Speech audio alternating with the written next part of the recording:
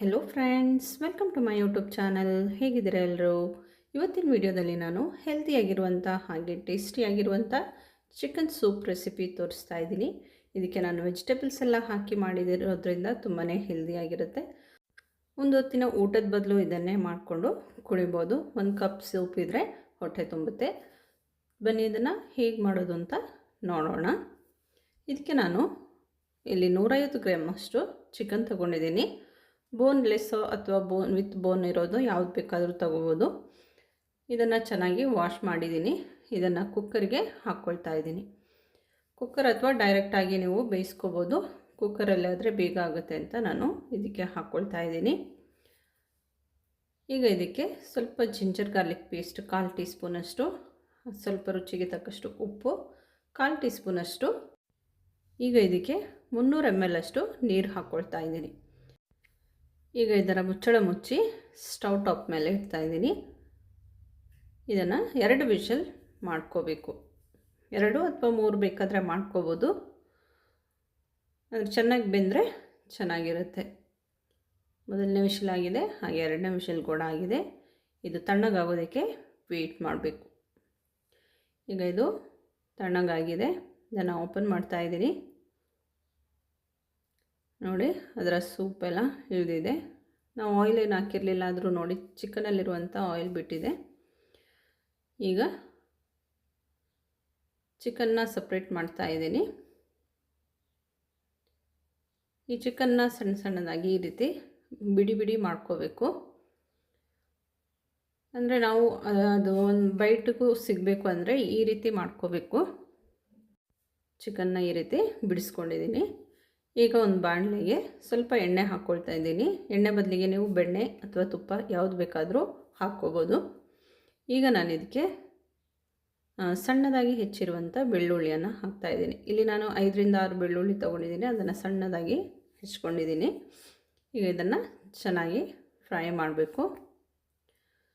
ಇದು ರೋಸ್ಟ್ ಆಗಿದೆ.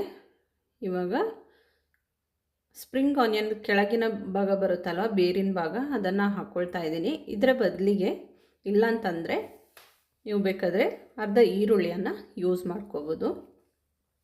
ನಾನು ಇದ್ದಿದ್ದರಿಂದ ಅದನ್ನು ಹಾಕ್ಕೊಂಡಿದ್ದೀನಿ. ಇದನ್ನು ಚೆನ್ನಾಗಿ ಫ್ರೈ ಮಾಡಬೇಕು. ಈಗ ಒಂದು ಕ್ಯಾರೆಟನ್ನು ಈ ರೀತಿ ಸಣ್ಣ ಸಣ್ಣದಾಗಿ ಕಟ್ ಮಾಡ್ಕೊಂಡಿದ್ದೀನಿ.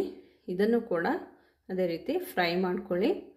ಇದು ಬೇಯಿಸದೇ ಇರೋದ್ರಿಂದ ಸ್ವಲ್ಪ ಹೊತ್ತು ಫ್ರೈ ಮಾಡಬೇಕಾಗುತ್ತೆ, 1ರಿಂದ 2 ನಿಮಿಷ. ಈಗ ಕ್ಯಾಪ್ಸಿಕಮ್ ಹಾಕ್ತಾಯಿದ್ದೀನಿ. ಅದು ಫ್ರೈ ಆದ ಕೂಡಲೇ ಇದನ್ನು ಕೂಡ ಇದೇ ರೀತಿ ಸಾಟ್ ಮಾಡ್ತಾ ಇದ್ದೀನಿ.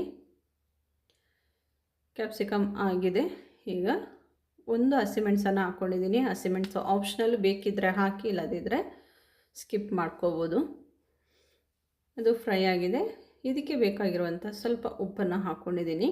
1/4 ಟೀ ಸ್ಪೂನ್ಗಿಂತ ಕಡಿಮೆ ಹಾಕ್ಕೊಂಡಿದ್ದೀನಿ. ಹಾಕಿ ಇದನ್ನು ಚೆನ್ನಾಗಿ ಮಿಕ್ಸ್ ಮಾಡಿದ್ದೀನಿ. ಈಗ ನಾನಿಲ್ಲಿ ಕ್ಯಾಬೇಜನ್ನು ಹಾಕ್ಕೊಳ್ತಾ ಇದ್ದೀನಿ. ಎಲೆಕೋಸು ಈ ರೀತಿ ಕಟ್ ಮಾಡಿ ಚೆನ್ನಾಗಿ ವಾಶ್ ಮಾಡಿ ಇಟ್ಟಿದೆ, ಅದನ್ನು ಹಾಕ್ಕೊಂಡಿದ್ದೀನಿ. ಹಾಕಿ ಇದನ್ನು 1 ನಿಮಿಷ ಫ್ರೈ ಮಾಡಿದರೆ ಸಾಕಾಗುತ್ತೆ. ಕ್ಯಾಬೇಜ್ ಬೇಗ ಬೇಯುತ್ತೆ. ಇವಾಗ ಕಾಳು ಮೆಣಸಿನ ಪುಡಿ ಅರ್ಧ ಟೀ ಸ್ಪೂನಷ್ಟು ಹಾಕ್ಕೊಂಡಿದ್ದೀನಿ. 1 ಟೇಬಲ್ ಸ್ಪೂನಷ್ಟು ಸೋಯಾ ಸಾಸ್ ಹಾಕ್ಕೊಳ್ತಾ ಇದ್ದೀನಿ. ಸೋಯಾ ಸಾಸ್ ಇಲ್ಲಾಂದರೆ ಸ್ಕಿಪ್ ಮಾಡ್ಬೋದು, ಆದರೆ ಹಾಕಿದರೆ ಚೆನ್ನಾಗಿರುತ್ತೆ ಟೇಸ್ಟು. ಇವಾಗ ಅದನ್ನು ಚೆನ್ನಾಗಿ ಮಿಕ್ಸ್ ಮಾಡಿ ಪುನಃ ಒಂದು 250 ml ಅಷ್ಟು ನೀರು ಹಾಕ್ತಾಯಿದ್ದೀನಿ. ಚೆನ್ನಾಗಿ ಮಿಕ್ಸ್ ಮಾಡ್ಕೊಳ್ಳಿ. ಇವಾಗ ಚಿಕನ್ ಬೇಯಿಸಿರುವಂಥ ಸ್ಟಾಕನ್ನು ಹಾಕ್ತಾಯಿದ್ದೀನಿ. ಹಾಕಿ ಚೆನ್ನಾಗಿ ಮಿಕ್ಸ್ ಮಾಡ್ಕೊಳ್ಳಿ. ನಾವು ಚಿಕನ್ ಬೇಯಿಸೋದಕ್ಕೂ ಉಪ್ಪು ಖಾರ ಹಾಕಿದ್ವಿ, ಅದೇ ರೀತಿ ತರಕಾರಿಗೂ ಹಾಕಿದ್ವಿ. ನೋಡ್ಕೊಳ್ಳಿ, ಬೇಕು ಅಂದರೆ ಪುನಃ ಹಾಕ್ಕೋಬೋದು. ನಾನು ಸ್ವಲ್ಪ ಸಾಲ್ಟ್ ಹಾಕಿದ್ದೀನಿ. ಸೋಯಾ ಸಾಸಲ್ಲಿ ಸಾಲ್ಟ್ ಇರುತ್ತೆ. ಈಗ 1/4 ಟೀ ಸ್ಪೂನಷ್ಟು ಜೀರಿಗೆ ಪುಡಿ, 1/4 ಟೀ ಸ್ಪೂನಷ್ಟು ಗರಂ ಮಸಾಲ ಪುಡಿ ಹಾಕ್ಕೊಂಡಿದ್ದೀನಿ. ಗರಂ ಮಸಾಲ ಪುಡಿ ಆಪ್ಷನಲ್, ಬೇಕಿದ್ದರೆ ಹಾಕಿ. ನಾನು ಚಿಕನ್ ಆಗಿರೋದ್ರಿಂದ ಹಾಕ್ಕೊಂಡಿದ್ದೀನಿ. ಈಗ ನಾವು ಬಿಡಿಸಿಟ್ಟಿರುವಂಥ ಚಿಕನನ್ನು ಕೂಡ ಇದಕ್ಕೆ ಹಾಕ್ಕೊಳ್ತಾ ಇದ್ದೀನಿ. ಈ ರೀತಿ ಚಿಕನ್ ಹಾಕೋದ್ರಿಂದ ನಾವು ತಿನ್ನುವಾಗ, ಕುಡಿಯುವಾಗ ಒಂದೊಂದು ಬೈಟಿಗೂ ಚಿಕನ್ ಸಿಗುತ್ತೆ.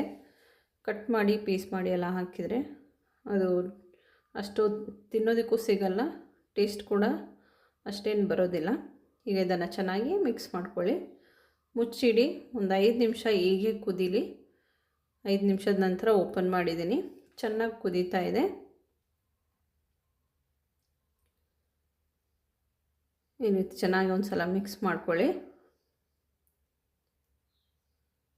ಇದು ಕುದ್ದಷ್ಟು ಚೆನ್ನಾಗಾಗುತ್ತೆ.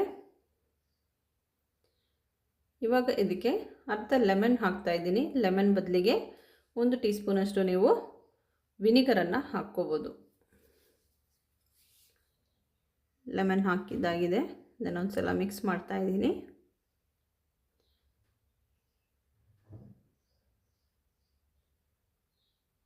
ಚೆನ್ನಾಗಿ ಕುದೀತಾ ಇದೆ. ಇವಾಗ ಇದಕ್ಕೆ ಕಾರ್ನ್ಫ್ಲೋರ್ ಮಿಕ್ಸ್ ಹಾಕ್ತಾಯಿದ್ದೀನಿ. ನಾನಿಲ್ಲಿ 1.5 ಟೇಬಲ್ ಸ್ಪೂನ್ ಕಾರ್ನ್ಫ್ಲೋರನ್ನು ಸ್ವಲ್ಪ ನೀರು ಹಾಕಿ ಕಲಸಿಟ್ಟಿದ್ದೆ, ಅದನ್ನು ಹಾಕ್ತಾಯಿದ್ದೀನಿ. ಹಾಕಿ ಇದನ್ನು ಚೆನ್ನಾಗಿ ಕಲಿಸ್ಕೊಳ್ಳಿ. ಕಾರ್ನ್ಫ್ಲೋರು ಇದು ನಮಗೆ ಸೂಪನ್ನು ಥಿಕ್ನೆಸ್ ಸ್ವಲ್ಪ ಜಾಸ್ತಿ ಮಾಡುತ್ತೆ. ಅದು ಸೂಪ್ ಕುಡಿಯೋದಕ್ಕೂ ಚೆನ್ನಾಗಿರುತ್ತೆ. ನಾವು ರೆಸ್ಟೋರೆಂಟಲ್ಲೆಲ್ಲ ಕುಡಿಯುವಾಗ ಸೂಪ್ ತಗೊಳ್ಳುವಾಗ ಯಾವ ರೀತಿ ಇರುತ್ತೋ ಆ ರೀತಿ ಟೆಕ್ಸ್ಚರ್ ಬರುತ್ತೆ. 1.5 ಟೇಬಲ್ ಸ್ಪೂನಿಂದ 2 ಟೇಬಲ್ ಸ್ಪೂನ್ವರೆಗೂ ನೀವು ಕಾರ್ನ್ಫ್ಲೋರನ್ನು ಹಾಕ್ಬೋದು. ಇವಾಗ ಇದಕ್ಕೆ ಸ್ಪ್ರಿಂಗ್ ಆನಿಯನ್ ಹಾಕಿದ್ದೀನಿ. ಇದ್ದರೆ ಹಾಕಿ, ಇಲ್ಲದಿದ್ದರೆ ಸ್ಕಿಪ್ ಮಾಡ್ಬೋದು. ಇವಾಗ ನಾನು ಇದಕ್ಕೆ ಒಂದು ಮೊಟ್ಟೆನ ಈ ರೀತಿ ಬೀಟ್ ಮಾಡಿ ಹಾಕ್ಕೊಳ್ತಾ ಇದ್ದೀನಿ. ನೋಡಿ, ಈ ರೀತಿ ಬೀಟ್ ಮಾಡ್ಕೊಳ್ಳಿ. ಆಮೇಲೆ ಹಾಕಬೇಕು. ಒಂದೇ ಒಂದು ಮೊಟ್ಟೆ ಸಾಕಾಗುತ್ತೆ. ಈ ರೀತಿ ಹಾಕಿ ತಕ್ಷಣಕ್ಕೆ ಮಿಕ್ಸ್ ಮಾಡ್ಕೊಳ್ಳಿ. ಈ ರೀತಿ ನೋಡಿ, ಆ ಮೊಟ್ಟೆ ಯಾವ ರೀತಿ ಕಾಣ್ತಾ ಇದೆ ಅಂತ ವೈಟಾಗಿ ಮೇಲ್ಗಡೆ ನೋಡಿ ಹಾಲಿನ ಕೆನೆ ಥರ ಕಾಣ್ತಾ ಇದೆ. ಈ ರೀತಿ ಬರಬೇಕು. ಮೊಟ್ಟೆ ಹಾಕಿದ ಮೇಲೆ ತುಂಬ ಹೊತ್ತು ಇಡೋದೇನು ಬೇಡ. ಚೆನ್ನಾಗಿ ಒಂದು ಸಲ ಮಿಕ್ಸ್ ಮಾಡಿ ಒಂದು ಕುದಿ ಬಂದ ತಕ್ಷಣ ಇದನ್ನು ಆಫ್ ಮಾಡ್ಕೊಳ್ಳಿ. ಇವಾಗ ಇದಾಗಿದೆ, ಆಫ್ ಮಾಡ್ತಾ ಇದ್ದೀನಿ. ಬಿಸಿ ಇರುವಾಗಲೇ ಇದನ್ನು ಸರ್ವ್ ಮಾಡಿ. ಬಿಸಿ ಬಿಸಿ ಸೂಪ್ ಯಾವತ್ತೂ ನಾವು ಬಿಸಿಯಾಗಿ ಸೇವಿಸಬೇಕು. ಆದಷ್ಟು ಬಿಸಿ ಇರುವಾಗಲೇ ಇದನ್ನು ಸರ್ವ್ ಮಾಡಿ. ನೋಡಿ ಯಾವ ರೀತಿ ಇದೆ ಟೆಕ್ಸ್ಚರ್ ಅಂತ. ನಾವು ತರಕಾರಿ ಹಾಗೆ ಚಿಕನ್, ಮೊಟ್ಟೆ ಎಲ್ಲನೂ ಹಾಕಿರೋದ್ರಿಂದ ಒಂದು ಬೌಲ್ ಕುಡಿಯೋಷ್ಟರಲ್ಲೇ ನಮಗೆ ಹೊಟ್ಟೆ ತುಂಬುತ್ತೆ. ಒಂದು ಹೊತ್ತಿನ ಊಟ ಇದರಲ್ಲೇ ಆಗುತ್ತೆ. ನೀವು ಕೂಡ ಇದನ್ನೊಂದು ಸಲ ಟ್ರೈ ಮಾಡಿ. ವಿಡಿಯೋ ಇಷ್ಟ ಆದರೆ ಲೈಕ್, ಶೇರ್, ಕಮೆಂಟ್ ಮಾಡಿ. ಹಾಗೆ ಇದುವರೆಗೆ ನನ್ನ ಚಾನಲ್ ಸಬ್ಸ್ಕ್ರೈಬ್ ಮಾಡೋದೇ ನೋಡ್ತಾ ಇದ್ದರೆ ಸಬ್ಸ್ಕ್ರೈಬ್ ಮಾಡಿ, ನನಗೆ ಸಪೋರ್ಟ್ ಮಾಡಿ. Thank you for watching.